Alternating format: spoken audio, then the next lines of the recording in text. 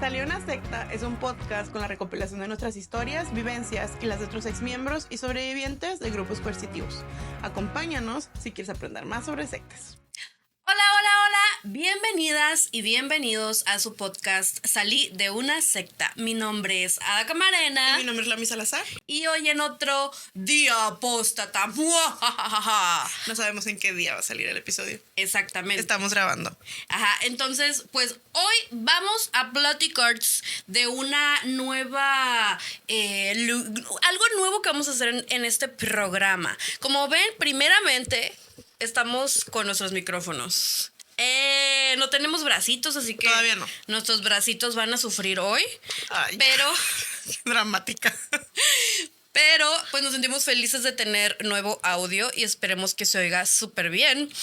Segundo, ¿cómo se va a llamar nueva parte del podcast? Les quería traer esta serie que de hecho muchas gracias a las personas que me dieron la idea por allá por el TikTok de mi hermana, que habláramos sobre crímenes en sectas. Y yo pensaba hacer un episodio en el que mencionáramos varias sectas y sus crímenes, pero dije, ¿sabes qué? ¿Por qué mejor no lo hacemos una nueva serie en el podcast en el que pues usemos una secta, o sea, hablemos de una secta y de los crímenes que cometieron basándonos en documentales o en información que pudiéramos encontrar? Y como ya miraron en el título de esta semana, vamos a platicar sobre una secta que me han pedido un montón, de la que platiqué, y que yo la verdad es que vi el documental hace como más de un año junto con una gran amiga mía que me dijo, mira, tienes que mirarlo, y nos pusimos a checarlo por ahí juntas, y la verdad es que a mí me hizo como que llorar, enojarme, todo. Entonces dije, bueno, voy a verlo otra vez para traérselos a ustedes para el podcast. Nos lo echamos de nuevo mi hermana y yo, ella por primera vez y yo por segunda, y la verdad es que hay mucho que decir, muchos crímenes, amistades, muchos crímenes. Así que pues digo, hay que empezar, porque si no, aquí nos vamos a tardar 4 horas. Sí. La verdad es una serie que te va llevando, o sea, porque nosotros vimos la serie, la de Netflix. El documental. No sé si hay otra. Sí, hay más. Ajá. Al parecer sí hay más, pero esa fue la que vimos específicamente nosotras. Por si la quieren checar y no quieren spoilers antes de ver este episodio, primero vayan y chéquense el documental que está en Netflix. Son como 4 o 5 episodios. Está larga, sí. Está dura. Y nada más antes de empezar a hablar de todo esto, Trigger warning de abuso, de un montón de cosas muy feas que sucedieron dentro de la colonia Dignidad. Bueno, pues entonces vamos a comenzar con los inicios, ¿no? Al principio, o sea, todo empieza con este señor. Paul Schaefer, ajá, es que no sé cómo pronunciarlo porque es un alemán, ¿no? Es un alemán. Señor.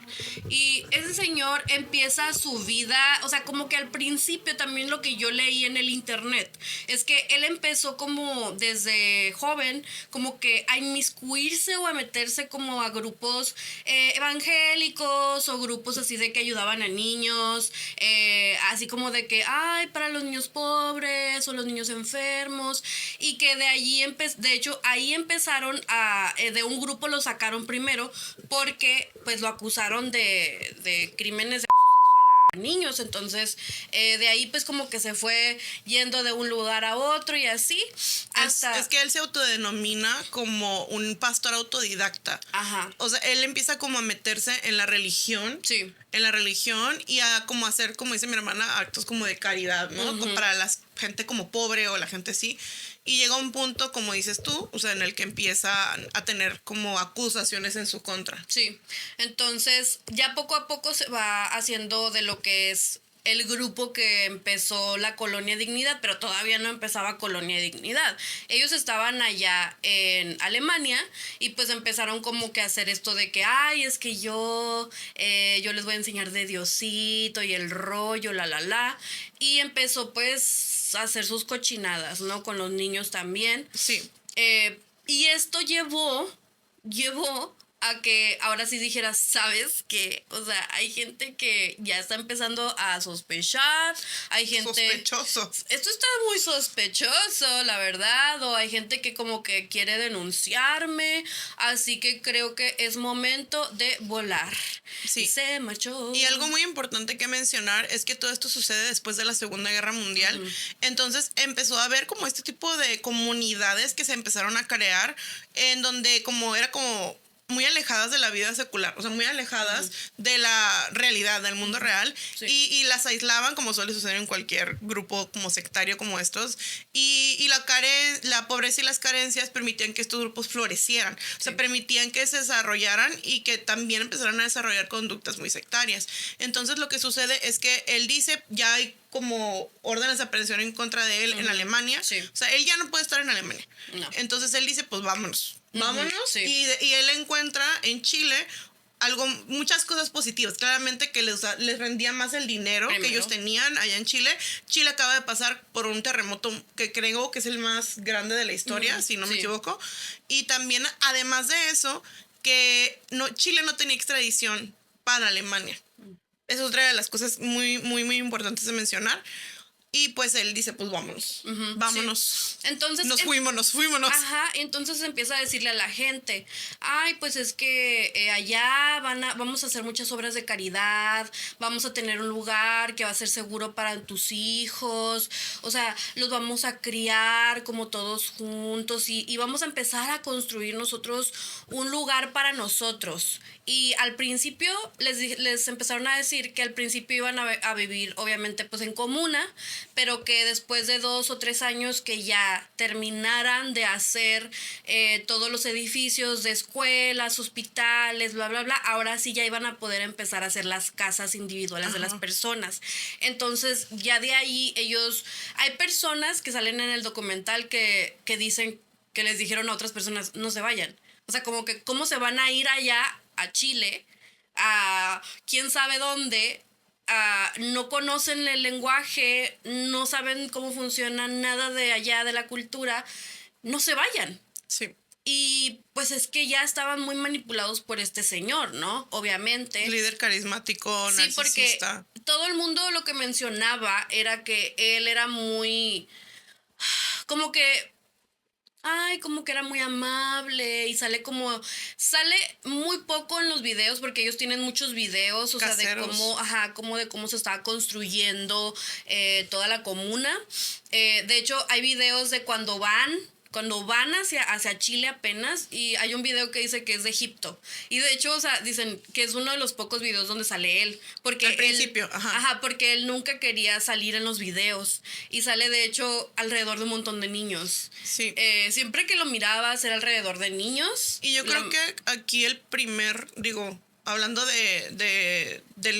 enfocándonos en los crímenes, yo creo que aquí el primer crimen que se sucede, además de lo claramente como su crimen personal de abusar de niños antes de hacer la comuna esta, es el hecho de que se llevó un montón de gente que no tenía ni idea de nada, y por la razón por la que se la lleva primeramente es para explotarlos laboralmente. Ajá. Porque como menciona mi hermana, la idea era construir como esta comunidad, como esta muy, muy idílica, ¿no? O sea, como de que donde iban a tener todo lo que necesitaran, como decían que era como un paraíso muy comunista, ¿no? Sí. Como que en el que no eran comunistas, pero pues, o sea, que sonaba así. Así parecía, ¿no? La idea, ¿no? Desde que se miraba como que todos trabajaban juntos y comían lo mismo, y no había dinero, no había nada, que nadie tenía ¿no? como más ni menos, pues. Nada más, eso sí, Paul Schaefer, él sí tenía más. Claramente.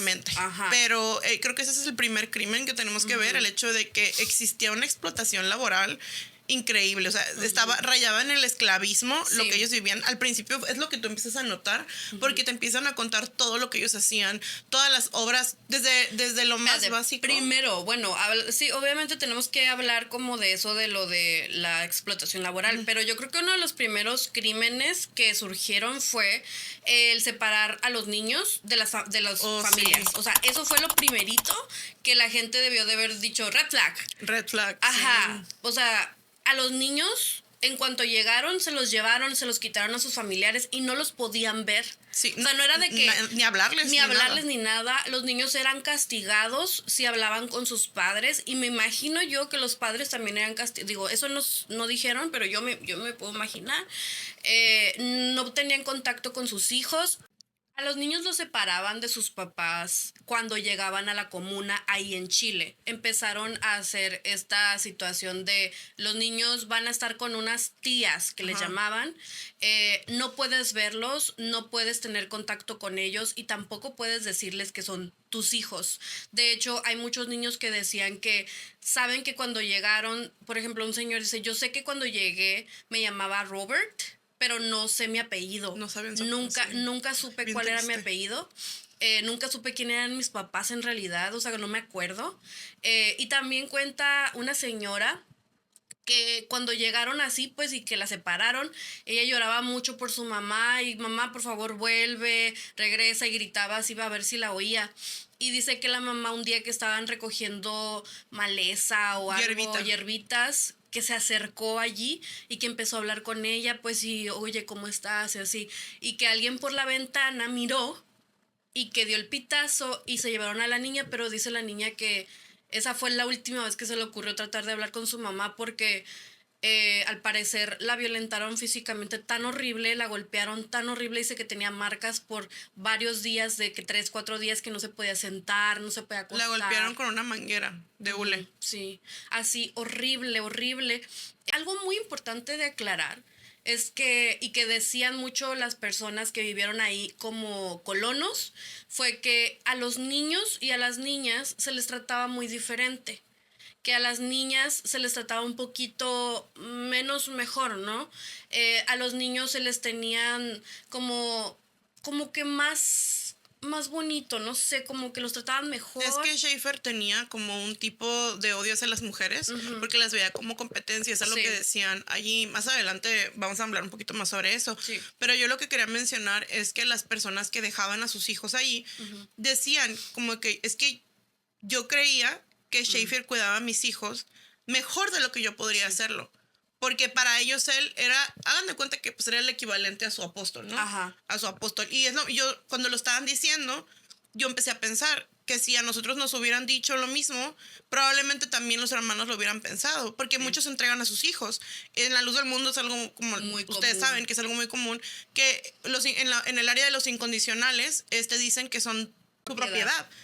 Y tú dices, bueno, pero ellos no van a hacer nada, o sea, si te escogen el esposo, si te escogen la carrera, si te escogen lo que sea que vas a hacer, pues es por tu mejor interés. No creen que lo están haciendo para dañarte. Sí. Y también el hecho de que si abusan de ti, también dicen, pues es el mejor interés para ellos, ¿no? Y siento que aquí en esta colonia era muy parecida a la dinámica. mentalidad que tiene la luz del mundo de que el fin justifica los medios. Sí, es algo que... Poco a poco, como más va avanzando la historia, te das cuenta, pero es que como más va pasando el tiempo, es cuando pues están más manipulados, están más fuera como de la realidad, obviamente también, porque ellos literal viven allí, o sea, ellos tienen ahí su hospital, ellos tienen ahí su escuela, ellos no pueden salir al mundo exterior y hay niños que nacieron allí y que nunca en su vida pudieron salir al mundo exterior a ver. Entonces ya es como un extremo total de lo que es estar manipulado y coercionado, ¿no?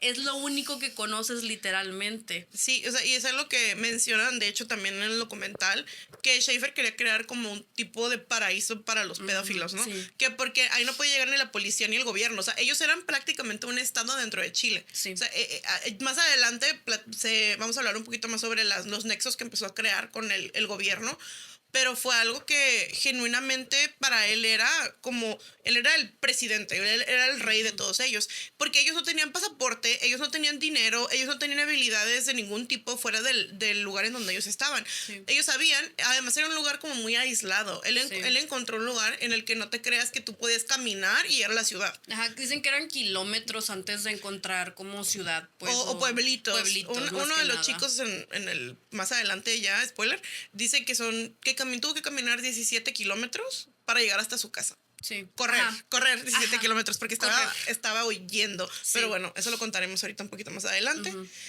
De hecho, uno de los primeros que se atrevió a huir, creo que fue el primero, ¿no? El señor, al inicio del documental, del segundo episodio, un señor que se llama Wolfgang Kay. Así decía como que cuando él hablaba. Él platica, o sea, que ellos vivían tanto abuso y tantas cosas feas, porque claramente, como ustedes se pueden imaginar, si trataban bien a los hombres, eran porque los estaban grumeando. Dice que, bueno, para dar como contexto un poquito de lo de los niños, lo de los niños es que a los niños como que los ponían, dicen que había mucha competencia también entre los niños, obviamente. ¿Por qué? Porque todos querían ser el favorito de Schaefer. Y hacían como eventos o actividades artísticas o deportivas. Y Schaefer escogía a uno favorito cada día o cada cierto tiempo. Tenían su nombre, les llamaba Sprinter. Ajá, los Sprinter. Y este Sprinter podía pasar todo el día con Schaefer y dormir con él. Claramente pues, sabemos qué hacían. Obviamente, pues sabemos. Entonces los niños pues se peleaban por ser el Sprinter. Y de ahí pues luego ya lo que estabas contando, ¿no? Pero lo que pasaba era que entre ellos claramente pues tenían como rivalidades o había cosas. Y además de que trabajaban mucho, como les estábamos mencionando. Eran abusos en todas las áreas que puedes saber. Entonces había quienes claramente no querían estar ahí, o sea, había quienes se hartaban. Y esta persona dice, no, pues dice, yo me quiero ir, pero todo el mundo le dice, pues estás loco, ¿no? ¿A dónde te vas a ir? No tienes dinero, no tienes pasaporte, no tienes nada. O sea, no hay forma de huir de aquí. Y él lo que decide un día, le truena después de estar trabajando, dice, pues en medio de la noche agarra un caballo, se roba un caballo, le pone trapos en las cerraduras, en las pies para que no haga ruido. Y empiezan, o sea, él se va, ¿no? De repente pues se dan cuenta que no está, empiezan a buscarlo y él logra escapar, o sea, él logra salir, logra huir. Y él empieza a dar entrevistas. Mencionan que dio una entrevista en una revista llamada Aquí Está, que es chileno, no sé si todavía existe. Pero eso hizo que Schaefer empezara como una estrategia para desviar la atención a las críticas que empezó a recibir, claramente. Porque todo el mundo empezó a poner el ojo en la colonia de Dignidad. Como de que, ¿qué pedo? O sea, what the fuck? O sea, ¿qué está pasando ahí, no? Lamentablemente, o sea, como de que pasa esto, él abren un hospital. O sea, ellos abren un hospital en el que dicen, nosotros aquí vamos a... Y empiezan a hacer como tipos de spots y publicidad y propaganda, como de lo fabuloso que va a ser, que van a cuidar a todos los pobres de Chile, que no ocupan pagarles, todo es gratis, les dan ropa, les dan dinero, les dan ropa, comida, atención, los bañaban, porque decían que llegaban, era gente muy, muy pobre, y llegaban como con piojos y pulgas y como muy mal, ¿no? Que los bebés al parecer... nacían y no duraban mucho por la falta de higiene que existía. Probablemente ni siquiera tenían agua potable o no tenían nada, ¿no?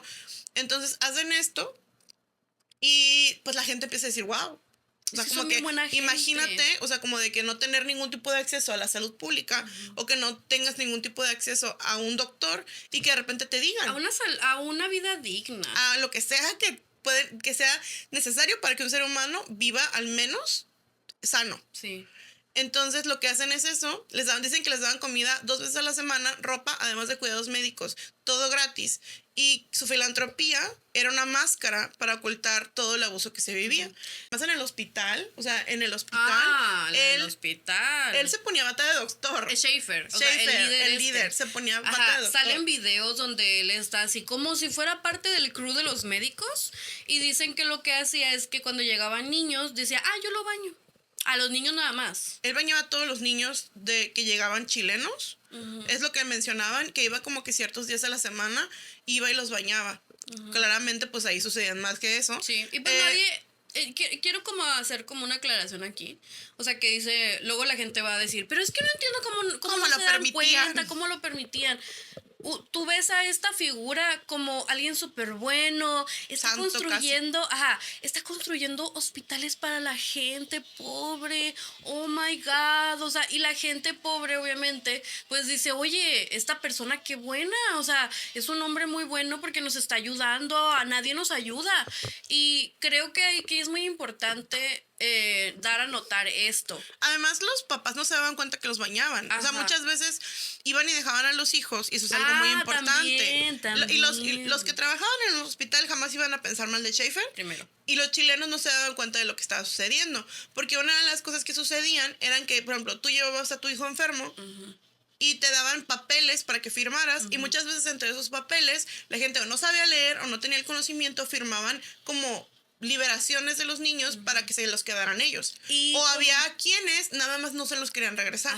La mayoría lo que explicaban es que ese papel que firmaban, o sea, era de que literal les daba la custodia a Schaefer. Sí, y a a la colonia de dignidad. O sea, que no podían sacarlos. Porque él ya estaba tan metido, o sea, ya tenía tantos conectes en la política o en ciertos como ámbitos gubernamentales que ya le ayudaban y decían, ay, pues es que él está tratando de ayudar a estos niños, pues, ok, dale. Además es que para él no había ley, o sea, él se creía que estaba arriba de la ley. Sí. Y una de las personas que va y cuenta su testimonio es una persona que se llama Efraín Beder. Dice que él fue un bebé que llegó enfermo al hospital, como que se iba ahogando. O sea, como que le habían dado un remedio casero y como que él se iba ahogando. Ajá, le habían dado ese carbón activado. Ajá, ¿no? carbón activado porque le dieron algo que estaba mal. O sea, como alguna comida que le hizo mal, le querían que la sacara y se iba ahogando con el carbón activado. Y estando ahí claramente, pues lo salvan o de morirse, la fregada. Pero también lo que hacen es que lo adoptan. O sea, dicen que lo adoptan. Y pues como que le dijeron a la mamá, pues... Es que al parecer tú ibas y dejabas al niño y no te dejaban estar con el niño, pues. Entonces ya volvías y dices, mi niño, y es como que, no, ya no es tuyo, ya, aquí se va a quedar. Y terminaban adoptándolos como legalmente, de alguna forma, pero en realidad eran secuestros, eran secuestros y la gente no tenía los recursos para defenderse. No. Entonces aquí pues creaban una red como de protección para ellos mismos adoptándolos legalmente. Sí. Pero pues él platica allí, o sea, como él nunca conoció, ya nunca pudo salir de ahí hasta que ya estaba grande. Sí. O sea, él no pudo estar con su familia. Él habla alemán, o sea, literal es un chileno. Sí. Y tú lo escuchas y está hablando alemán. Su primer idioma es el alemán. Y habla español, pero lo habla como bien mocho porque no hablaba alemán. Sí. Digo español.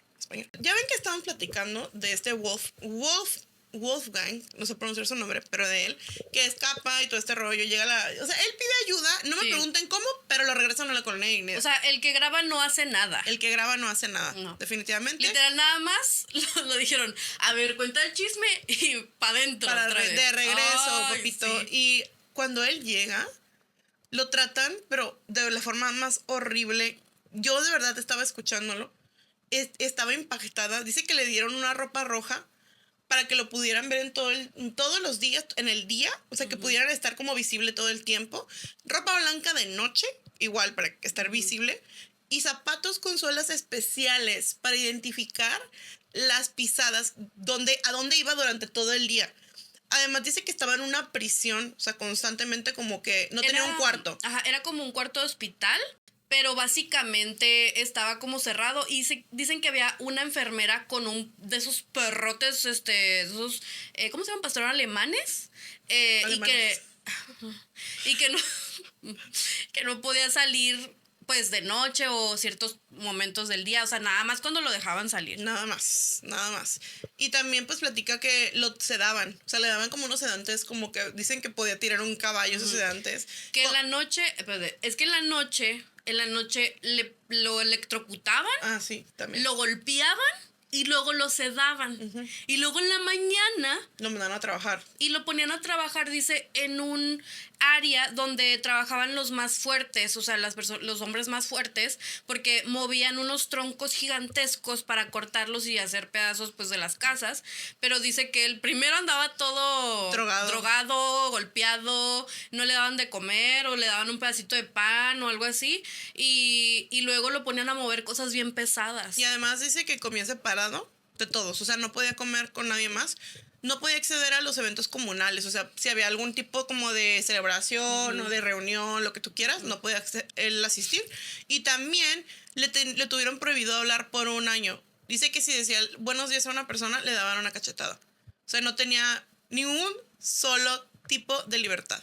Vivía completamente todo el tiempo castigado bajo un abuso constante de todos los tipos. Crimen. Otro crimen. Y además, si nos ponemos como a analizar todo lo que estamos platicando ahorita, podríamos mencionar, yo creo, prácticamente cada uno de los puntos que hay en el modelo Byte. También dice que cuando terminaron las construcciones, o sea, ya terminaron todas las casitas. Todo lo que dijeron que al principio iban a construir. Dicen que todo parecía idílico entre ellos, ¿no? Todo se miraba súper bien, como que todos trabajaban, comían lo mismo, como les mencionábamos, que no había privilegios, no había envidia. Era como un tipo de recinto comunista o socialista. Pero dice que empezaron a buscar formas de ganar dinero porque dijeron, pues güey, no vamos a poder sobrevivir como así, ¿no? Y esto lo platica un señor como que fue el líder como de todo lo que tenía que ver con la economía en la colonia de dignidad. Y dice que lo que hicieron fue que compraron una trituradora de piedra. Esto lo tengo que leer porque no... Y construyó una cinta transportadora de 22 metros. Y empezaron a trabajar procesando metales. Ahí en esas plantas era donde lo ponían a trabajar al chico al que lo tenían castigado. O sea, recuerden esto porque lo leemos porque esto es importante, Es muy para importante. después. Sí. Esta es una más herramienta que no sirve de nada después. Dice que les prohibieron... otra cosa como muy curiosa y que también les lo quería mencionar porque siento que es como señal de secta, como muy clara también. Dicen que les prohibieron bailar después de que un chico bailó con una chica en una celebración que ellos tuvieron. O sea, les permitían bailar, tenían como la oportunidad como eventos, de divertirse, ¿no? Ajá. En ese tipo de eventos. Pero dice que un chico y una chica bailaron juntos y fue desde ese momento nunca jamás volvieron a bailar. Ajá. Nunca Es que los jamás. tenían separados a los chicos y a las chicas. O sea, a los jovencitos, pues a los adolescentes. Sí. Y a las chicas adolescentes. No tenían permiso de casarse, amistades. No. No tenían permiso de casarse. O sea, tenían que estar separados los hombres y las mujeres constantemente. No tenían permiso ni de mirarse. Si se miraban, los castigaban. Que ponían, contó una de las señoras que si tú mirabas, si te cachaban mirando a un muchacho, ponían tu nombre en una pizarra que tenían en un lugar muy visible, me imagino, Sí. y que pues de puta no trabajaba. No, y te hacían como un tipo juicio. O sea, como que te castigaban por haber hecho eso. Realmente no tenían permisos de nada. Después ya platican, yo los chipié todo el documental. Se llamaban Eldertraud y Willy. Ellos platican como pues querían tener una relación, como que dicen que ellos siempre como que sintieron como una conexión desde la primera vez que O sea, se no miraron. hablaban. No se podían hablaban, no hablar. decían nada, pero sintieron... Ay, no, de verdad. Miren el documental nada más para escuchar la historia de ellos, de verdad. Yo lloré mucho. El amor existe. El amor existe. Y platican cómo pues se mandaban como mensajes como con pedacitos de la Biblia. Ajá. Más adelante vamos a platicar más de eso, pero... Sí. Ellos se pudieron casar después en sus 30, pero fue un pedo. Después de sus 30, Pero casi fue un 40. pedo para poderlo hacer. De verdad. Verdaderamente ahorita vamos a platicar más de eso. Pero dice que... cuando dicen que el papá de ella, de Eldertraud, como que un día, como que se atreve, ¿no? En una de las reuniones que hacían de los hombres, porque los hombres hacían reuniones. Y yo, chica. Se atrevió a decir, como que, oigan, qué pedo, pues ya avanzamos en la colonia. Sí. O sea, como que ya, pues ya, o sea, como que ya debemos de poder tener nuestras casas. Ajá, cada quien en nuestra familia, Cada quien. ya que nos den nuestros niños y Ajá. todo. Dice, Schaefer le dijo que todos eran una familia y que estaba funcionando bien, que no había razón como para cambiar nada, si ya estaba todo bien. O sea, güey, ¿qué te pasa? ¿Cómo te atreves, no? Porque vas a arreglar algo que no está roto, ¿eh? Y en ese momento dicen que después de eso les pidieron a todos que si todavía tenían algún tipo de propiedad de cuando ellos estaban en Alemania, o sea, cualquier cosa, Papeles, libros, fotos, lo que sea, todo. que los llevaran al centro de la colonia, o sea, como al área de la plaza central, y los quemaron. Hicieron una fogata gigante donde quemaron todas sus pertenencias. Todo lo que tenía, podía decir que tuvieron una vida antes de estar en la colonia. Y eso es algo que dicen las personas como en la época de Aaron Joaquín, que él les pidió que quemaran todas sus fotos y que se deshicieran de todo lo que podía hacer ellos antes de la secta. Y supongo que esto es algo que sucede en muchas. Sí. Y otra cosa Porque que pues sucede... es que te despersonifican. Sí, te quitan la personalidad porque nada más puedes ser parte del grupo. Ujú. Y otra cosa que platica ella, que después de esto, a la familia de Eldertraud y a su papá, a su mamá, a sus hermanos, los castigaron. Dice que Schaefer por 30 años jamás la llevó por su nombre. Que le decía, you filthy swine, que es como un cerdo, como que tú, un cerdo asqueroso, como que así. Sí. Le decía todo el tiempo y pues no tenían permiso como de hablarse entre ellos. Sí. También lo de las mujeres, lo que estabas diciendo hace rato, de cómo las castigaban a las mujeres. Ay, no, es que a las mujeres las trataban A las muy niñas mal. y a las mujeres. Ajá, a las niñas específicamente ya ven que las tenían, no podían ver Separadas. a sus papás y las tenían separadas, ¿no? Pero dicen que a las niñas tú te tenías que dormir específicamente acostada con la cobijita puesta hasta aquí. Ajá. No sé si me miran hasta aquí. Como abajo del pecho. Ajá, y tenías que poner tus manos bien tiesitas enfrente de tu cuerpo, No, a los lados, o sea, como a tus Ajá. costados. a tus costados, y no te tenías que mover para nada, Toda la noche. toda la noche. Si te movías, te golpeaban horrible con la manguera esa fea. Es que estuvo horrible todo lo que tuvieron que vivir. Desde que eran bebés hasta que eran adultos. No había ni un solo día de sus vidas en el que tuvieran. Ellos decían, es que no tenemos ni un solo momento para nosotros. Ajá. Nada que tenga que ver que sea para nosotros. Ni un solo momento de tranquilidad y de paz. O sea, todo el tiempo tenían que estar trabajando y tenían que estar obedeciendo. Y era algo horrible. Dicen que las mandaban a los campos como porque ya trabajaban, todos trabajaban. Y las mandaban con un pedazo de pan y agua para todo el día. Dicen que a fuerza de látigos las mandaban. Y estuvieron separadas de la comunidad por décadas. Había un grupo de mujeres que dicen que las tenían separadas por décadas. No tenían ningún solo tipo de como de acceso a las demás personas. Y les decían que eran culpables, pero no entendían por qué. O sea, decía una señora, es que yo toda mi vida supe que yo había hecho algo malo, que yo era mala, que algo había hecho mal, pero no entendía qué era. Simplemente yo sabía que yo era mala. Sí. Y es una de esas cosas que esos son crímenes, amistades. Crimen en contra de una persona y de su humanidad. Como le estaban platicando, algunos se casaron después de los 40. Y no entendían, y de hecho es una de las cosas como que más me dio mucha ternura y coraje, como que emociones encontradas, es que platican cómo ellos no sabían cómo se hacían los bebés. O sea, dicen que pensaban que si se acostaban juntos y ya nada más iban a poder como hacer un bebé. O sea, sí. nada más. O sea, y Porque imagínate, toda la vida te dijeron, ni siquiera lo mires. Se vean. Y luego, de hecho, también la cosa era que no podían, o sea, masturbarse nadie. Nadie podía conocer su cuerpo, nadie podía tocarse. Era un crimen. Ajá, era un crimen total y pues ellos no tenían absolutamente nada de idea de cómo funcionaba la sexualidad. Una de las parejas que cuenta sobre esto de que no saben cómo se hacían los bebés, dice que porque ellos ya tenían más de 40 años cuando se pudieron casar. Y ellos cuando fueron a querer ver qué pegs, porque no podían tener, les dijeron que ya estaban muy grandes. O sea, ya había pasado su tiempo fértil, ya seguramente a lo mejor habían tenido algún problema que no había sido tratado y no pudieron tener bebés. Hubo parejas que más adelante se casaron, como pues, ahorita les vamos a platicar un poquito más sobre el del Trody Willy, que les digo que mi chipeo más grande de todo el documental. Pero era horrible porque los tenían bajo un control de cada aspecto de su vida. O sea, genuinamente les digo, si nos ponemos a mirar el documental con el modelo beta en la mano, podemos ver cada uno de los puntos. Y yo creo que nos faltarían cosas que platicar. Sí. Y ya ven que les platicamos de Wolfgang, no sé cómo pronunciar eso. Perdón. Wolfgang. Pues él dice, ¿sabes qué? Ya me harté de esto, como lo trataban, el que lo tenían, ya les platicamos qué le pasaba a él, ¿no? El que lo regresaron a la colonia de dignidad. Él dice, ya me voy. Adiós, Ya me voy. bitches. Y dice que nada más dijo, ¿sabes qué? Me la voy ¿cómo se llama? Me voy a arriesgar. Y se fue a correr directo al río, dice. Dice que lo persiguieron los perros, o sea, como que lo persiguieron ellos. O sea, sentía que no la lograba, pero lo logró. Y se fue a Santiago y a la embajada alemana. Dice que lo escondieron en una casa de retiro, o sea, como que muy así como que underground, para que nadie se diera cuenta de dónde estaba. Sí. Y dice que le dieron una pistola cargada para que él tuviera con él todo el tiempo. Les dieron la pistola cargada porque pues dijeron, no, mijito, estás en peligro. Corres peligro, papito, corres peligro. Por favor, cuídate. Cuídate, por favor. Mucho ojo. Y dice que un reportero de una revista que se llamaba Ercilla lo entrevistó y de ahí sale una orden de arresto para Schaefer y pues se esconde. Total, a él lo tienen escondido y protegido. Sale una orden de aprehensión en contra de Schaefer, pero empiezan a hacer como protestas y como a decir, no, él es inocente, así como los lucecitos. Inocente, honorable. Porque ya ven que tenía en el hospital y es una de las razones por las que lo hizo, porque él sabía que tenía como a la gente de su lado. Sí. Y creó una red de protección casi impenetrable.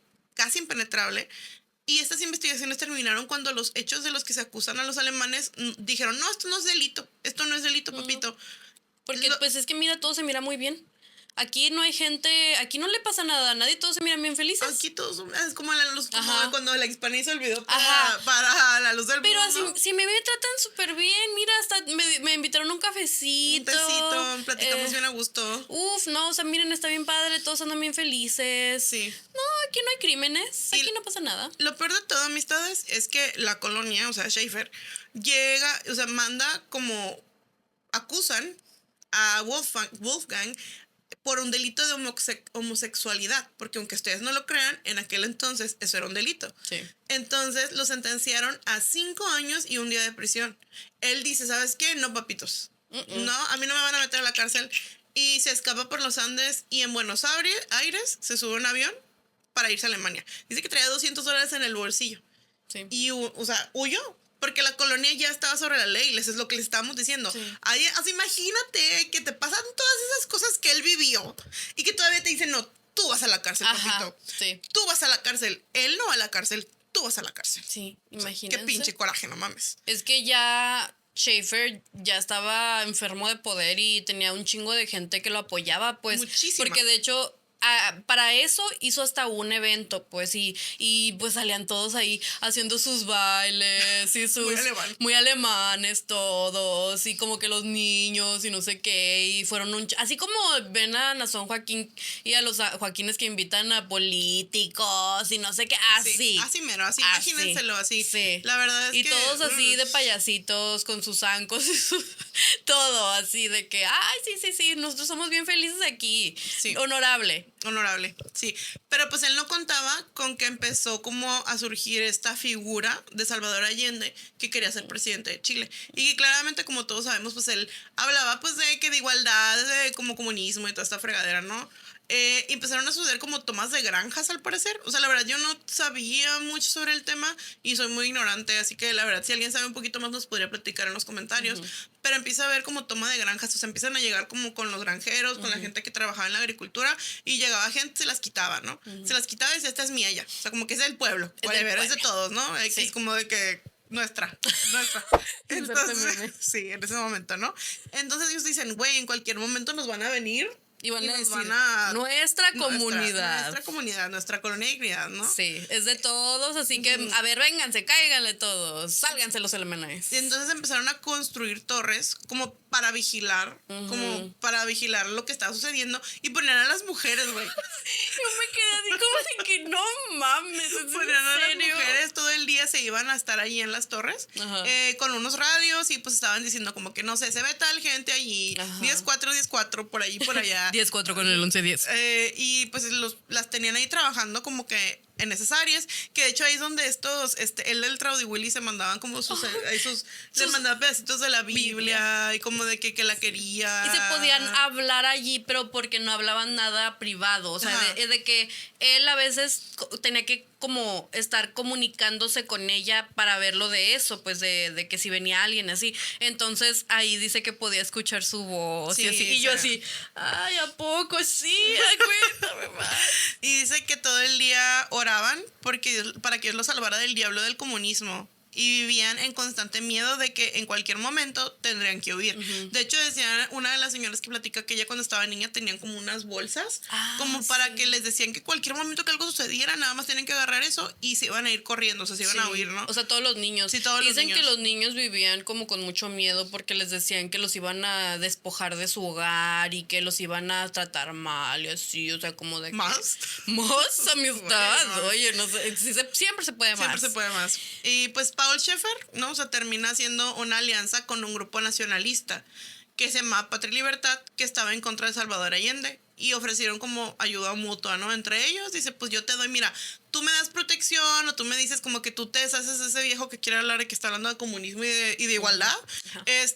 Y nosotros, pues, nosotros te damos armas. ¿Por qué? Crimen. Acuérdense de la mouse, que herramienta que nos serviría más tarde. Dice que... Dicen que los alemanes, porque tenían esta como... pues de que eran una comunidad que ayudaba, ¿no? Que daba como tipo de filantropía. A ellos cuando metían cosas al país, no les revisaban lo que traían y llevaban. Ajá, o sea, la aduana también decía, ay, pero es que si es buena gente, traen cosas para la gente pobre, sí, o sea, sí, no pasa nada. Es una comunidad de ayuda social, güey. ¿Para qué revisas a los alemanes? Ay, ni vas al a caso? encontrar allí banditas y medicina y así. De arcoíris y unicornios, Sí, pero la algodón de realidad... azúcar también. Sí, la realidad es que pues lo que llevaban y traían Y eran salchichas. armas. Eran muchas salchichas. Ay, sí me antojó mucho una salchicha alemana. A mí güey. lo que se me da que sí no me gusta. No quiero que lo tomen a doble sentido, por favor. No empiecen a poner los comentarios. Pero dicen que en algún momento, después de esa reunión y como esa alianza que hicieron con este grupo Patria y Libertad, les llevaron, esto lo platica Willy, porque era el que trabajaba como que en el área esta de metal. Ajá, él era el encargado de toda esa área y él creo que era el que usaba el torno. si no me equivoco, Ajá, algo así. O creo sea, que sí. él era el que de los que trabajaba ahí como que en las El máquinas más chilo y duras, él ¿no? sabía que pex. Ajá, dice que le llevaron un subfusil. Así dijeron, y luego yo investigué. Y luego dice mi hermana, googlea que es un subfusil. Sí, Y yo, así, o sea, literal le dice subfusil. Y yo, ¡oh, caray! Una metralleta, güey. Dice que estaba oxidada, como que si lo hubieran tenido enterrada o como en el agua. Ajá. Y dice que la orden fue que la desmantelaran, o sea, que quitaran todo hasta el último tornillo que tenía y que todos los componentes los copiaran con mucha precisión. Y dicen que les dio la orden de que las produjeran en masa, que les dio la primera orden de 50 unidades. O sea, entonces, o sea, fue así como de que ellos estaban proporcionándole armas a este como grupo de civiles, ¿no? Que estaban tratando de como de derrocar la posibilidad de que Isabel Allende, ¿no? Porque, de hecho, era tío de Isabel Allende, es Salvador Allende, son familia. Pero sí. Entonces, Isabel Allende es mi escritora favorita, es chilena también. Es sobrina de Isabel Por Allende. cierto, quiero hacer una aclaración aquí, que qué bonito es el acento chileno. Ay, sí, nos encanta, la verdad. Estoy cantadito, siento como que me gustaría escuchar una historia muy bonita, como que, o sea, algo bonito, algo como lindo. Ay, pues está Nadia, ya ven que leía las transcripciones. Ajá, yo así como que, y nadie así. Y entonces la agarró y la destrozó. Y yo, ay, sí. No voy a poner esto en el episodio. No. Pero, volviendo al episodio. Otra de las cosas que mencionan es que para este punto, cuando ya estaba sucediendo todo este argüende de lo de Salvador Allende y bla, bla, bla, y que les decían, él es el diablo, sí. bla, bla, bla. Sí, o sea, decían que ha sido de que demonios. Satanás, demonios y que quieren acabar con nosotros. Sí. Así como muy la luz del mundo de que todo el mundo está en contra de nosotros, güey. Sí. O sea, porque todo el mundo nos odia tanto. O sea, why are you so obsessed with us? Así, sí. Ah, así. bueno, pues así ellos dicen que les empezaron a aislar de todo. O sea, ahí empieza a entrar el control de la información bien cañón a los que ellos empezaron a ser como que sometidos. Dice que los aislaron de tele, periódicos, les decían que eran venenosos. Literalmente les decían que si tocaban un periódico se iban a morir. Dice una señora Él, el Trout, lo dijo. Ajá, que todo el día, que toda la vida pensó que era venenoso y que se iba a morir si lo tocaba. Y que ya llegó un punto en su vida en que dijo, güey, no es venenoso. No lo voy a tocar. Periódicos venenosos. Hasta eso llegamos, para que vean cómo estaba el control tan canijo. Pero pues verdad. acuérdense que ellos nacieron allí o llegaron ahí súper Muy niños. chiquitos. Entonces a ellos literal les podían decir, y eso es lo que comentó, de hecho, porque no voy a decir mucho de lo que pasó después, ¿no? Obvio. Pero uno de los señores que dice que nació allí, pues todo es el rollo,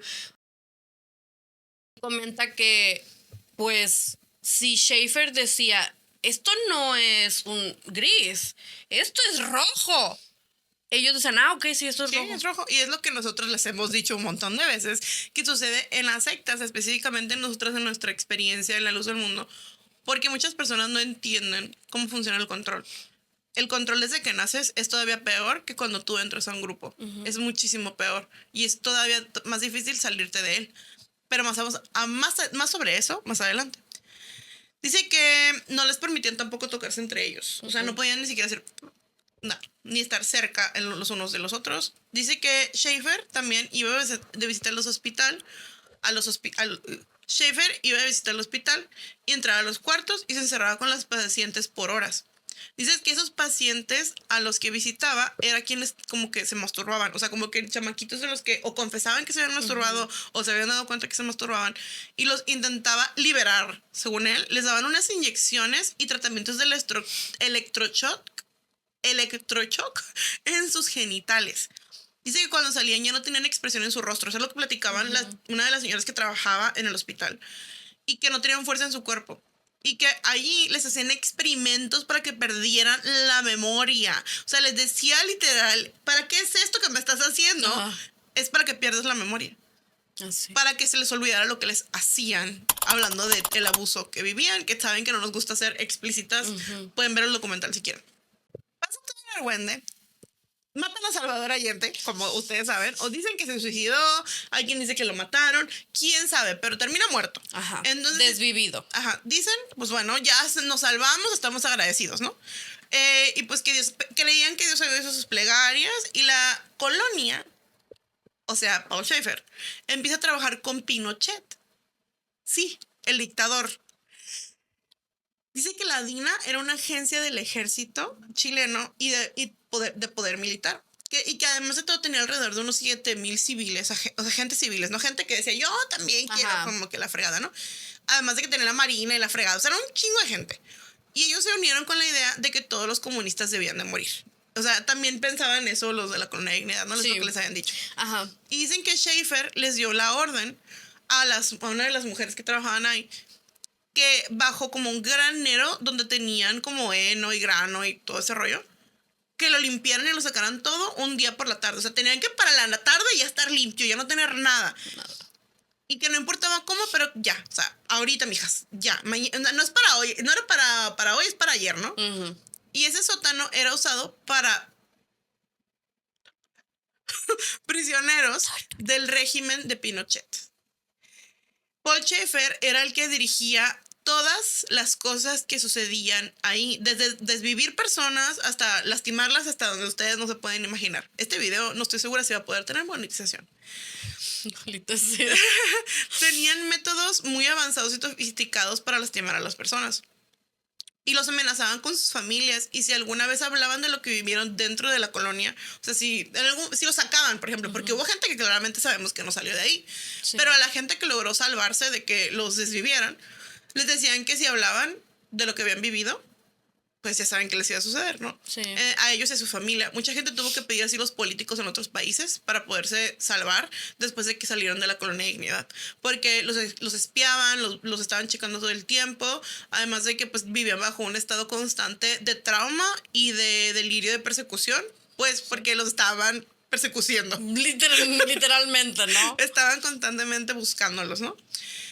Y arriba dicen que pues la vida continuaba completamente normal para los colonos, o sea, era como de que ellos pues, sabían. ellos escuchaban, algunos escuchaban los gritos, pero pues no se cuestionaban, o sea, era como de que pues, ¿qué puedo hacer yo, no? O sea, como que es lo que ellos decían, pues que yo qué puedo hacer, o sea, como que no es como que tengo algún tipo de poder, algo para ir a cambiar la situación. Hay un señor que cuenta pues que él tenía que llevarles comida al parecer, y que dice, pues yo nunca les hice nada, pues yo nomás pues iba y les llevaba comida, y le preguntan, pero ¿por qué no hiciste nada al respecto si sabías que los tenían ahí? Pues ¿qué puedo hacer yo? O sea, no había nada que hacer. Nada. Y es una de las cosas que quiero mencionar y que le dije a mi hermana ayer, que quería platicar un poquito, es sobre este concepto que tiene Jan Gallalik, que se llama moral injury, o la herida moral, ¿no? Que tienen las personas que salen de sectas y que les toca como cometer crímenes o algún tipo de acto que va en contra pues de la moral, ¿no? Que es algo que tú no tienes decisión, que va también agarrado de la mano de la bounded choice, o sea, de la decisión como muy atada, ¿no? Que dice ella, de que, ¿cuál es la opción? ¿Cuáles opciones tienes? La opción de obedecer, o la opción de morirte, o de recibir un castigo, o la opción, en este caso puede ser un castigo divino o un castigo físico. Entonces la realidad es que no hay libertad de decisión en este tipo de grupos, y tú lo único que sabes hacer es obedecer. Entonces es muy común que cuando sales de grupos de estos, tú sales con una herida muy profunda, y vivas con una culpa que pues no es tuya. Porque aunque sí, muchas veces como estas personas, ¿no? Les tocó ver prisioneros y les tocó ver cosas horribles, no tenían ellos forma de decir que no y no hacerlo. O sea, ni siquiera tenían la capacidad ni el conocimiento de que lo podían hacer. Y quería mencionarlo porque más adelante también vamos a escuchar otras cosas. Pinochet llega a visitar la colonia en el 74 y todos se reunieron para darle la bienvenida. O sea, literal, Pinochet, el dictador, amistades, recordemos, el dictador, va a la Colonia de Dignidad. Dice que le cantaron canciones. Estaban cantando así como que, señor presidente, le dé mucha salud, que no sé qué. ¡Feliz presidente! Y yo estaba así, ¿qué? De verdad, estaba bien bizarro, de verdad, lo que sucedió ese día. Dice que le cantaron canciones, tocaron música y estaban todos bien felices, como que él lo salvó. Él lo salvó del demonio del comunismo. Y es que de verdad, me río para no llorar. Ajá, es que no, de verdad, o sea, miren, yo terminé, o sea, ya lo último de este documental, yo ya estaba así como que ya, por favor, paren, ya, suéltenme. Alguien deténgalo, por favor. Alguien. Y pues al parecer Pinochet le pagaba a Schaefer por las cosas que hacía por él, claramente. No lo hacía gratis. Ajá. Schaefer. Otra de las cosas que mencionan es que llegó un punto, ya después de que estaban como más avanzados con todo de las metales y las armas y la fregadera, es que empezaron como a permitirles como ciertos viajes al exterior, o sea, que tenían que ir a minas, porque es lo que le dio Pinochet a Schaefer, como el acceso a ciertas minas para que él sacara como oro. Entonces, los mandaban en unos camioncitos a los hombres, ¿no? Y dicen que les tapaban las ventanas, o sea, les tenían las ventanas tapadas porque no tenían permitido mirar al mundo exterior. No. Les decían que tenían que mantener sus ojos puros del mundo exterior. Dice que cuando llegaban al destino eran solamente espacios libres de contaminación, o sea, como que al aire libre, donde no había nada más. Dice que todo lo que podían o no ver era bajo supervisión. Dicen que los llevaron a buscar, pues les digo, oro, ¿no? Les mandaban a buscar oro, o sea, como que, y les decía a Schaefer, a esas personas, que ellos eran las personas como de su más confianza, como muy élite el asunto, ¿no?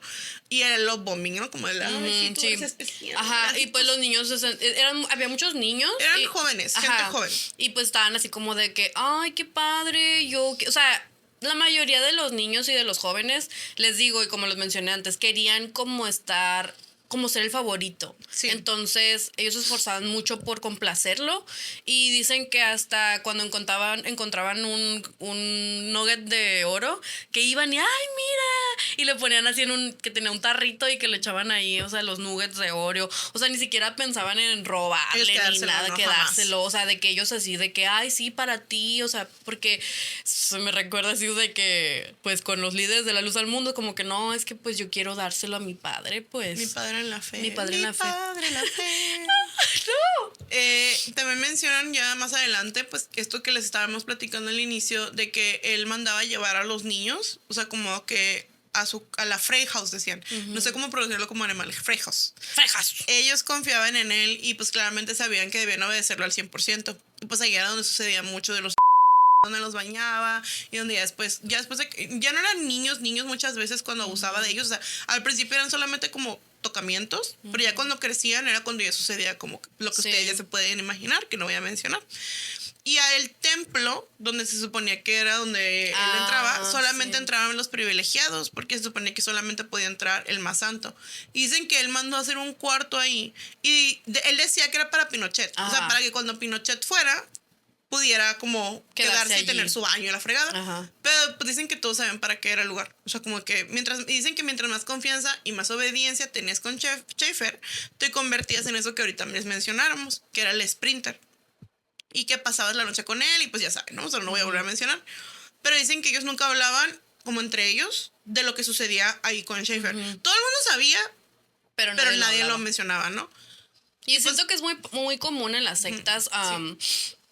Tú sabes que hay cosas que no están tan bien o que se te hacen como raras, pero tú no dices nada porque dices, no, es que yo soy el que estoy mal por pensarlo así, o, y él sabe por qué, o, no, es que él es santo, él es bueno. Además, era una prohibición, por ejemplo, en la luz del mundo, entre ellas, las que les pasaba lo que sucedía, ellas no tenían permitido hablarlo entre ellas. No. Y no tenían permitido hablar mucho entre ellas. Entonces, es lo mismo, son las mismas dinámicas de control, ¿no? Sí. Platican también otro crimen, ¿no?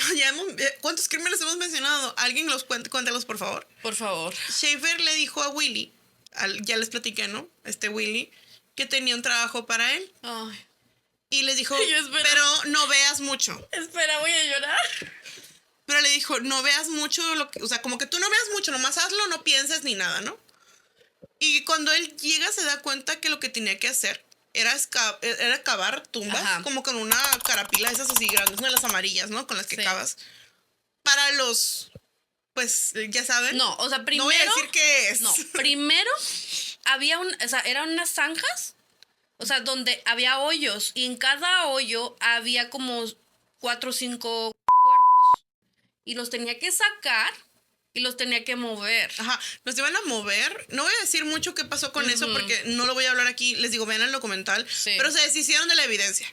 Sí. Se deshicieron de la evidencia y terminaron. Dicen que metieron en Mountain Dew. Dicen que alrededor de 4 semanas terminaron o sea, tardaron en terminar el trabajo, más o menos. Sí. Y que eran muchísimos. Nunca se han encontrado rastros de nada de eso. Jamás, hasta el día de hoy, yo creo. Y que hay personas que todavía están buscando, pues, por su salud mental y pues por su familia, pero pues que nunca han encontrado nada. Nunca lo han encontrado. Y lamentablemente es algo que pues se ha buscado, se ha intentado, pero las personas que les tocó hacer eso lo han platicado, o sea, han dicho, al final lo vamos a platicar más ahorita, no quiero spoilerles.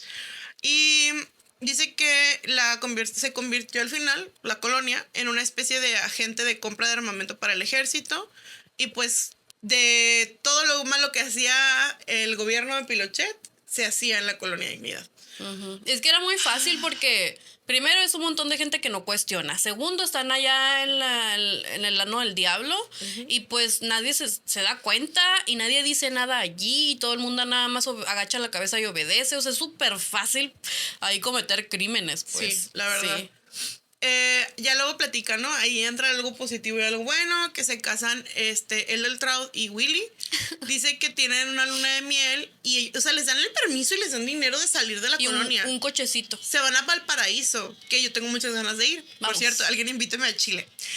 Y ellos se van a Valparaíso de luna de miel. Es donde dicen que están en el hotel, ellos brincan en la cama. Dicen que le rompen la pata a la cama, pero de brincar literal, porque como niños. Ajá, estaban así como jugando como niños. Dicen que ellos estaban felices, o sea, nada más. Nunca estaban solos. Nunca dicen que es la primera vez que le dieron un beso, que tocó a un hombre. Que lo podía abrazar. Nunca. Tocarlo, que le podía agarrar la mano. Verlo de dice cerca. Que nunca le había visto los bracitos peludos. Sí. Ay, dice, o sea, pero se comportan así como niños. Como niños. Como se mueven así. O sea, como que les da vergüenza platicarlo. Sí, porque pues siento que el trauma te deja como inmaduro de alguna forma, ¿no? Sí. De alguna forma. Tendríamos que hablar con un psicólogo sobre eso. Si alguien quiere hablar de eso como pues, con nosotros en el podcast, sí. Lo agradeceríamos. Dicen que ellos nunca pensaron en huir porque ellos sabían que iba a ser una traición. Ellos regresan y tienen hijos y entregan a sus hijos. Y dice que no les permitían, pues claramente, decirles papás ni nada. No. Dice que les dijeron que el mundo exterior era horrible y que no podían salir al mundo exterior. Leí que les ponían películas a los niños de terror, como que les ponían El Exorcista y les decían que hacía el mundo exterior. Sí, o sea que imagínense. Si te salías, te poseía el diablo. Así, o sea, era una constante lavado de coco bien canijo para tenerte controlado y manipulado y que nunca pienses en irte. Dice que en el 88 ya era demasiado el hartazgo de los chilenos y que hubo un plebiscito. Así decía, yo lo busqué y así era, ¿no? Porque pensé que era un tipo de elección, pero no, era un plebiscito. Dice que ese año las personas estaban listas para sacarlo del poder y hubo mayoría de votación de que no se quedara. O sea, de que no se iba a quedar ya Pinochet. Y sacan a Pinochet. Y ahí es cuando empieza la persona que sigue al poder a hablar de la colonia de Dignidad y que cómo se tenía que investigar si existían crímenes ahí y que pues no hicieron ningún tipo como de beneficio a la población lo que sucedía en colonia de Dignidad. Porque pues me imagino que ni siquiera pagaban impuestos, no hacían nada, o sea, era nada más como como un país dentro de Chile. Ajá, y que no seguían las leyes chilenas. Exacto, o sea, además de pues los crímenes, ¿no? La colonia finalmente dice que en el 91, ya después de que pasa todo este rollo, empiezan a investigarlos, les ordenan cerrar su escuela y su hospital por no tener estatus en Chile. O sea, ellos no tenían, me imagino que estudios en Chile, no tenían nada, o sea, no tenían cómo comprobar que podían tener un hospital. Entonces como que era ilegal, ¿no? Y ya no los podía ayudar Pinochet.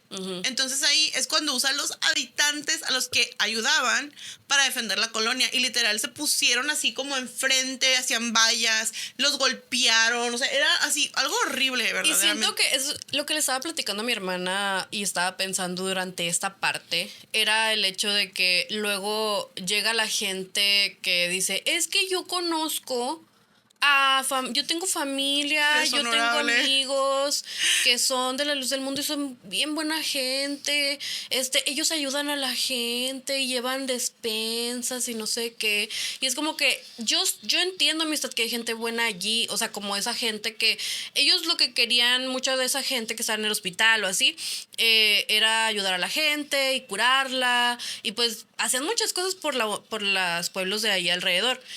Pero lamentablemente, pues es que el pedo no eres tú, no es la comunidad muchas veces. Es el líder y es los crímenes que suceden ahí. Ajá, y que a lo mejor tú ni sabes, o sea, había gente que ni sabía, ¿sí? Pero no ayuda el hecho de que, pues, tú quieras defender porque tú eres una buena persona, pero no estamos hablando de ti. Exactamente. O sea, es acerca de la comunidad y de la forma en que se lleva a cabo todo lo que tiene que ver, todo lo que sucede allí. Y al final del día, pues de la ley, ¿no? Ujú. A pesar de todo esto, de todo lo que de que cerraron el hospital y de todo este rollo, terminaron volviéndolo a abrir, manteniendo estado dentro de otro estado en periodo de democracia.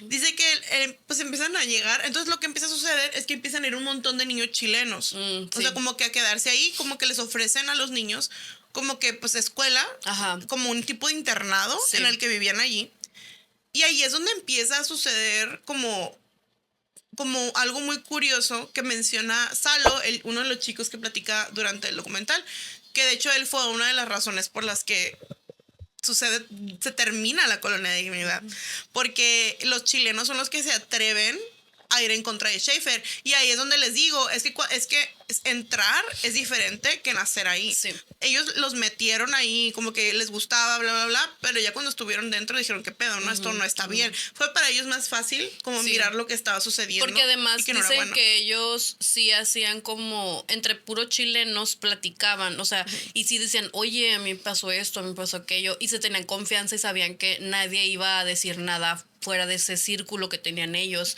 Entonces fue cuando empezaron a decir, ¿sabes qué? O sea, tenemos que salirnos de aquí. Entre los mismos pues empezaron a pensar qué podemos hacer. Y en el 96, un chico que no sale en el documental, pero que lo mencionan, que se llama Cristóbal, dice que le manda a su mamá una carta diciéndole, oye, mira, me está pasando esto aquí, ¿no? Y lo que sucede es que pues su mamá dice, ¿sabes qué? Yo voy por mi hijo, impone una denuncia, aceptan la denuncia y buscan de alguna forma como que se pueda proceder. Y lo que hacen es que pues tratan de mantenerlo como secreto, que no suene tanto para que de verdad pueda suceder algo, porque saben que Schaefer sigue teniendo como contacto, como de alguna Allí, forma ahí. hasta en el gobierno, pues. Entonces lo que hacen es que un día llegan y hacen como una redada, ¿no? O sea, como Sí. de la nada llega policías, carros para tratar de llevarse al niño. Sí, Pero amistades ya les habían avisado. ya. Y ya se habían llevado a los niños a esconderlos en las montañas. Y una de las cosas que se me hicieron bien triste fue eso, porque a los niños además les decían que si se los llevaba a la policía los iban a meter a ellos a la cárcel. Y que todo lo que ellos dijeran, si les preguntaban sobre lo que vivían ahí adentro, no tenían que decirle a nadie. O sea, fue algo de verdad. Porque a ellos eran los culpables y ellos eran los malos, así. Así es. Imagínense. Sí, Y los niños estaban bien traumatizados. sí. Y pues claramente ya existía una orden de aprehensión en contra de Schaefer y él dice adiós y se va y se esconde. Y Dicen se que marchó. que estaba escondido en un contenedor bajo tierra y tenía monitores que le permitían ver todo lo que pasaba hacia arriba de la colonia. Viejo trastornado. Viejo enfermo. Dice que la mamá de Jaime, o sea, de otro de los chicos, o sea, había otro niño que se llama Jaime, él lo va y lo busca y habla directamente con Schaefer y ahí te enseñan el video. Ahí está el video de la señora cuando está hablando con Schaefer y de cómo le empiezan a decir, pero pues para que fuiste a denunciar, o sea, tú fuiste a denunciar. Y la señora le dice, no, le dice, fue mi mamá. O sea, como que la abuelita del niño. O sea, y como que es que yo no más quiero a mi hijo. O sea, yo no más quiero a mi hijo. Me regresan a mi hijo. Sí. Se lo regresan. Pero ellos mencionan que los empiezan a acosar en su casa. O sea, él platica, Jaime sale en el documental platicando. Cómo los empiezan dice que de repente veían alemanes. Nada más así como que pasar. Y alemanes que él conocía. O sea, Sí. que sabía quiénes eran. Dice que hasta que un día, otro crimen, de cuántos hemos mencionado, dice que se lo llevan en un carro, o sea, lo secuestran, y que lo llevan a una casa. Y ahí está como un equipo de noticias, y lo graban, y le empiezan a decir, tienes que decir lo que yo lo que estamos diciendo que digas. Y él, en la entrevista, él negó todo el tipo de abuso que vivió, le dijeron que lo negara, que él nada más lo decía porque le daban dinero, y que pues lo hicieron decir todo eso, y ahí sale la entrevista que le hicieron donde literalmente lo obligaron a negar todo para proteger a Schaefer. Amistades. Yo ya estaba, para ese punto, yo ya estaba disociando. Siento que ni siquiera sabe de todo lo que sucedió después. Yo ya estaba ya en un plano diferente al nuestro. La verdad. Dice Salo que llega un punto en el que a él le toca pasar, o sea, se lo lleva a Schaefer, porque él lo trataba de evitar como a toda costa, ¿no? Pero un día le toca Pero pues él dice que no lo dejan toda la noche, pero él dice, yo no dejé, o sea, que le hiciera lo que ya sabe, ¿no? Y que Schaefer le dice, ¿que te doy asco? Y él le dice, sí me das asco. Y yo, dale, reina, dale con la silla. Me das asco. Y él dice, y él jura después de eso que él se va a vengar de Schaefer. Y dice que de repente, pasando esos días, después de que sucede eso, un chico que se llamaba Tobías, o sea, un alemán de los de la colonia, llega y le dice que a él también le pasó. O sea, como que le platica lo que le sucedió con Schaefer, a él sí le sucedió el abuso, y empiezan a planear irse, empiezan a planear fugarse. Y lo que hacen es que sacan 2 radios de guardia, o sea, como esos radios que les digo que tenían en las torres donde vigilaban. Y pues ellos tenían un chingo de miedo porque dicen, pues es que si nos agarran, pues quién sabe qué nos va a pasar, ¿no? Ya estaba el ejemplo del otro chico que había intentado huir y que al final sí pudo huir, ¿no?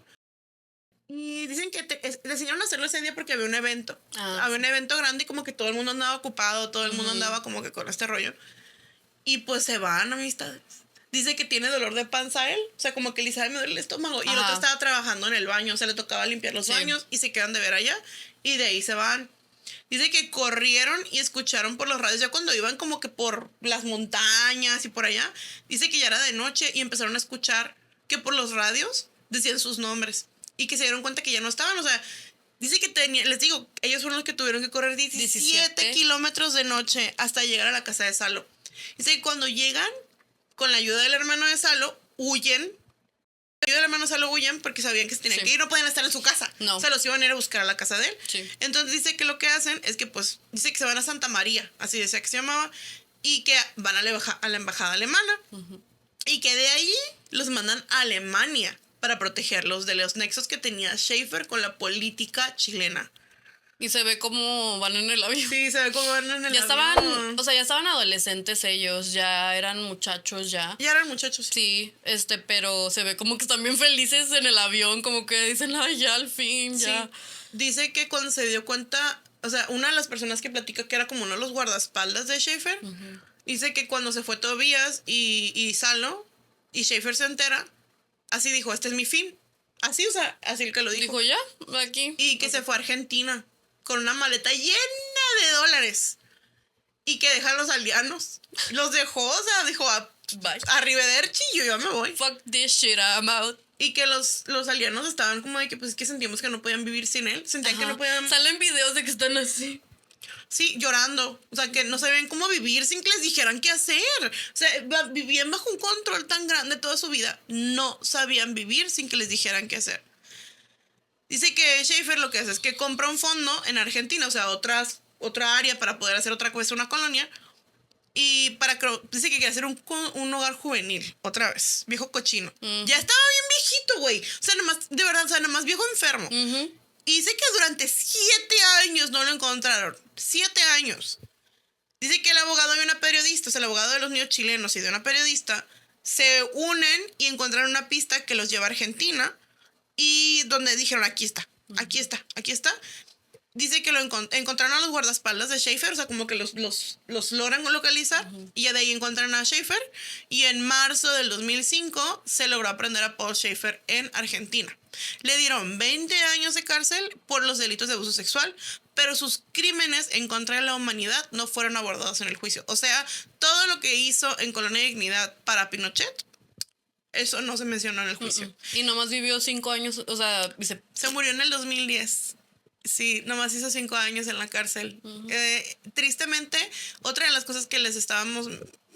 platicamos mi hermana y yo, porque al que era su guardaespaldas lo metieron a la cárcel, al que era el líder de finanzas, era un viejito de como 80 y tantos años, varios viejitos ya muy grandes.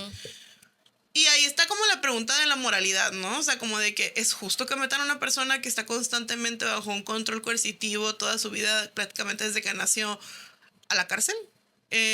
Yo personalmente sentí muy feo porque uno de los señores que hablan en el documental al que meten a la cárcel, y él fue abusado por Schaefer y él estaba a cargo de los jóvenes, a él lo meten a la cárcel pues por haberle llevado niños a Schaefer, por haber sido como groomer, que ni fue groomer, la neta, porque él nada más los llevaba. O sea, le ordenaban llevarlo y los llevaba con Schaefer. Y claramente sabía que iba a pasar, pero a él había pasado, entonces era como la normalidad y su realidad. Y él pues estuvo en la cárcel un tiempo, ahorita estaba en el documental ya estaba bajo libertad condicional. Y digo que bueno, ¿no? Pero al mismo tiempo dices tú, güey, qué coraje que ellos vivieron el abuso, o sea, es gente que son víctimas también. Sí. O sea, es esta como pregunta constante por la que luego mucha gente se enoja. Que digo, para mí una persona que fue víctima desde que nació y que es todo lo que conoce y que no hay, y más esas personas, güey, porque todavía nosotros teníamos un poquito más de normalidad en el mundo y podíamos ver qué era lo que sucedía afuera, sí. Pero ellos no tenían nada con qué compararlo. O sea, literal era su universo tal cual, o sea, sus leyes, su todo. Forma de vivir era estar allí y lo que se dijera allí. Entonces creo sí. Que es un poquito injusto, pero pues o sea, que se va a hacer. La mayoría de las personas, y menos la ley, pues se va a meter como en ese tipo de cositas de sectas y así. Por eso creo que es importante como eso que pasó allá en España, que pues se puso en la ley como que la palabra coerción. Y es que se tiene que hablar sobre cómo funciona la coerción en cualquier tipo de grupo en el que tú estés viviendo abuso.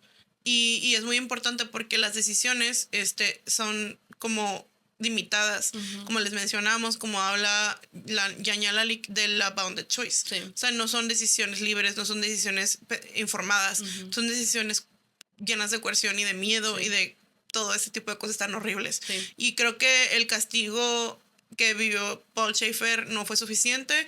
Yo les digo a mi hermana, en este momento me hago religiosa y espero que aquí esté el infierno para que todos esos viejos cuando se mueran lo estén sufriendo, porque igual Samuel Joaquín no pagó, nunca pisó una cárcel, nunca pagó un día en su vida, y aunque Nazón Joaquín está en la cárcel, nunca va a ser suficiente porque lo que ellos hicieron no se puede borrar aunque caigan en la cárcel o no, ¿saben?